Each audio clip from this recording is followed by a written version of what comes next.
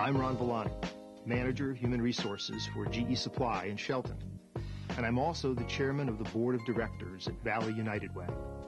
I volunteer my time and financial support to Valley United Way because it matters that our community has a strong network of health and human services that can deliver greatly needed programs to the community. As you are about to see in this short video, Valley United Way not only provides funding to support those services, but also helps to bring our community together to work on issues that matter to all of us. Please take a few moments and join me in seeing just one example of our community in action. Providing temporary shelter has been a community concern in the Valley for more than 20 years, when the first homeless shelter was established in the Derby train station, and then in St. James Episcopal Church. The current shelter, Spooner House, operated by area congregations together, was opened in 1990. There are folks who, through no fault of their own in many cases, have fallen on a very difficult time and need simply a bridge to support them and then return them to self-sufficiency. 6 years ago, John Saling's life took several challenging curves for the worse. His marriage was failing, his bipolar illness was surfacing, and he ended up without a home, residing at Spooner House. The interesting thing about being homeless is you never think you're going to end up like that. And anybody there would tell you that the last thing they had expected in their life was to be homeless. Last year, ACT's Spooner House, a partner agency of the Valley United Way, provided emergency housing to 200 men, women, and children in the 36-bed shelter. Guests were also fed at least 2 meals a day and linked with Valley services that help them tackle other troubling issues. This is the organization of last resort. We provide them initially with a place to sleep. Part of their agreement, though, for staying there is to begin a program that will lead to this self-sufficiency. John credits the staff of Spooner House, Annie and Liz, with keeping him stable and connecting him with mental health professionals at Griffin Hospital and Birmingham Group. It was a good place to know that I had a place for meals, that I had a place to sleep, and a place to work from. I don't know how I would have made it without it. Karen Crack, mother of 4, spent 2.5 months at Spooner House last year with her youngest child. Karen doesn't know how she would have survived without Spooner House. It took a lot of pressures off of me, where I was going to go with my daughter, what I was going to do. It was cold when I went to Spooner House. I mean, it was still snowing. And I didn't have to worry about a roof over her head at that point. I knew she was in a bed, she was safe, she was going to be fed. I was going to be able to find a job, be able to save my money, to be able to put a roof over her head. Karen has been able to put a roof over their heads, buy a small business, get treatment for depression, even care for a friend and her children. Yet Spooner House staff remain very much a part of her life. I can still talk to them. I can still ask them questions. I can even go back and ask them questions to help me with my business that I don't know. And Laura, Liz, all of them, John, all of them are there to help me no matter what. The Valley community has rallied around neighbors like John and Karen, who are temporarily without a home. Bob and Darlene Mingrone of Shelton, owners of East Village Farm, deliver eggs to Spooner House on a weekly basis. It's just a little thing like that, something they could look forward to. Like they see me come with the eggs and they go, all right, we're going to have scrambled eggs tomorrow. And just to put a little bit of positive into someone's life, it makes us feel great. Yeah, they really appreciate that. And that's a nice thing. Monthly, church groups like Trinity Episcopal in Seymour prepare and serve meals, including summer picnics, sprinkled with support to shelter residents.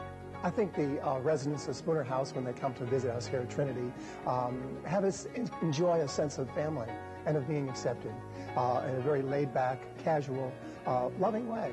And we're not here to prove a point particularly, but we're just here to be family. And we just love having them come.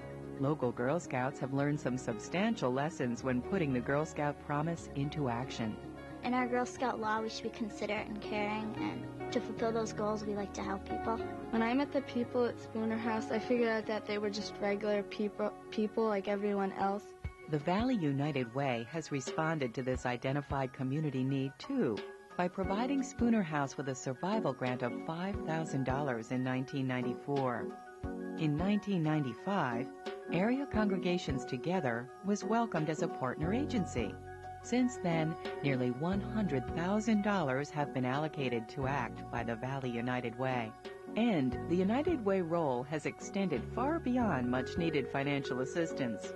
The Corporate Volunteer Council, which refurbished the Tinney Center this year, adopted Spooner House as its second Week of Caring project in 1996. Dozens of volunteers renovated and revitalized the shelter. The Valley United Way has helped others understand the mission of Area Congregations Together by featuring the partner agency in the annual United Way video several times, and by mobilizing others to reach into their hearts and out with their hands to Spooner House guests. Well, I got a call one day from my council representative telling me about a need that the Valley United Way had told her about, that the Spooner House was in need of personal hygiene products, cleaning products, kitchen products, plastic bags, that sort of thing. And what a more perfect opportunity than to have the 14 Girl Scout troops in town get together and start a drive. Area Congregations Together also operates the Valley Food Bank Network with 5 locations. This year, 65,000 meals were distributed throughout the Valley. For 7 years, the United States postal workers have been collecting food and replenishing food bank supplies.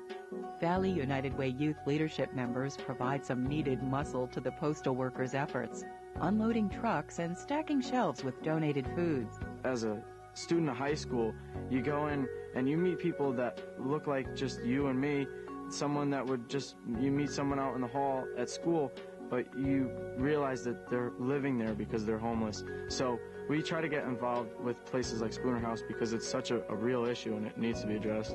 Addressing real issues is the business of the Valley United Way, in concert with the rest of the community. The caring power of the Valley is firmly rooted with individuals like the Mingrones, organizations like Trinity Episcopal Church and the Girl Scouts. It is growing with our youth, strengthened by their actions. Corporate volunteer companies and their employees positively impact the community, sharing their valuable time and talents. Lives are being changed, and communities are being shaped as we all work together on what matters.